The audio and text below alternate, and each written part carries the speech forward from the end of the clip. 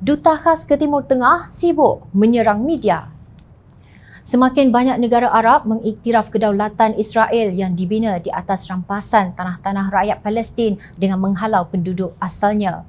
Negara-negara monarki seperti UAE, Arab Saudi, Bahrain, Morocco, Jordan dan negara-negara yang lain termasuk Mesir mengiktiraf kewujudan Israel. Bahkan intelijensia Israel bekerjasama dengan Amerika Syarikat dan negara-negara Arab untuk mengebom negara-negara yang tidak mengiktiraf Israel, kata Presiden Amanah Muhammad Sabu. Pada 3 Januari 2020, sebuah dron Amerika Syarikat membunuh Major Jeneral Qasem Soleimani, Komander The Quds Force Iran.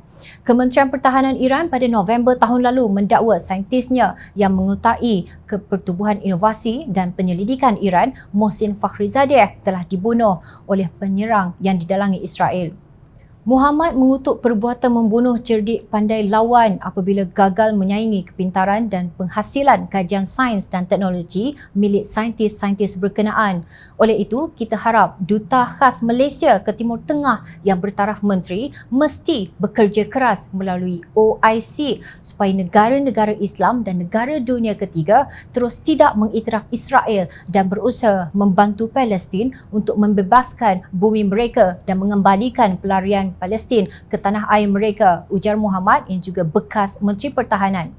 Beliau juga menyeru Duta Khas Malaysia ke Timur Tengah yang bertaraf menteri, Datuk Seri Hadi Awang, tidak berdiam diri mengenai isu tersebut. Janganlah duduk diam sahaja melihat keadaan yang berlaku sekarang ini dengan kerjanya hanya pergi ke rumah Tan Sri Muhyiddin, Datuk Seri Najib dan Datuk Seri Zahid Hamidi. Itu sahaja perundingan-perundingan yang dilakukan. Sedangkan negara Islam lain sedang kucak-kacir dan semakin galak mengiktiraf kewujudan Israel, tegasnya.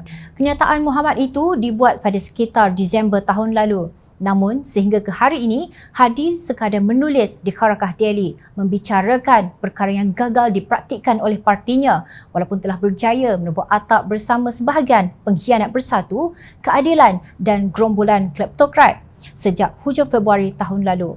Beliau kini mensasarkan serangannya kepada media yang berusaha menegakkan kebenaran dan bukan kepada Israel yang mengganas terhadap Islam. Media, kata Hadi, matlamatnya hanyalah untuk menghina Islam.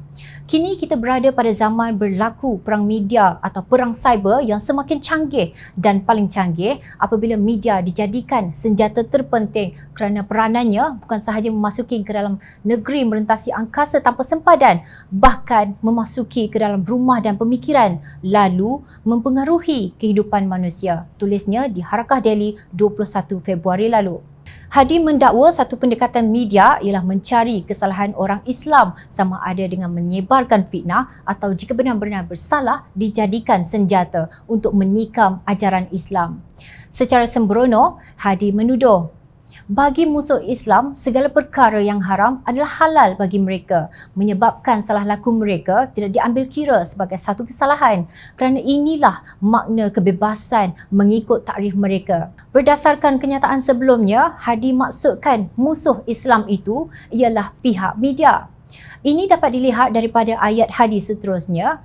Peranan media yang menjalankan tugas syaitan untuk menyerang Islam ialah membesar-besarkan berita yang melibatkan orang Islam, khususnya para agamawan atau pemimpin yang terjerumus ke dalam maksiat atau dikira tersilap melakukannya. Pergerakan kumpulan ini terdedah apabila ada dalam kalangan anti-Islam dalam negara atau luar negara memberikan sokongan moral secara terbuka kepada mereka tanpa bersembunyi lagi dan mungkin juga sokongan kewangan secara tertutup. Kebetulan Malaysia kini baru sahaja mendapat derma sebanyak kira-kira RM505,000 Malaysia untuk membayar dendanya kerana didapati bersalah menghina mahkamah di atas komen yang dibuat oleh pembacanya. Hadi juga mengecam orang Islam yang bekerja dalam media yang tidak berani disebut oleh Hadi itu. Katanya, bahkan terdapat dalam kalangan orang Islam tanpa disedari mencari rezeki haram melalui kegiatan halus ini bagi menyara kehidupan diri dan keluarga mereka. Hasil sumber itu menjadi darah daging yang haram dan umpan ke neraka selepas mati kerana tidak beriman dengan kewujudan neraka. Ada juga yang sedar tetapi otaknya berada dalam perut. Maka perhitungannya seperti dengan isi perutnya, iaitu kepentingan diri semata-mata.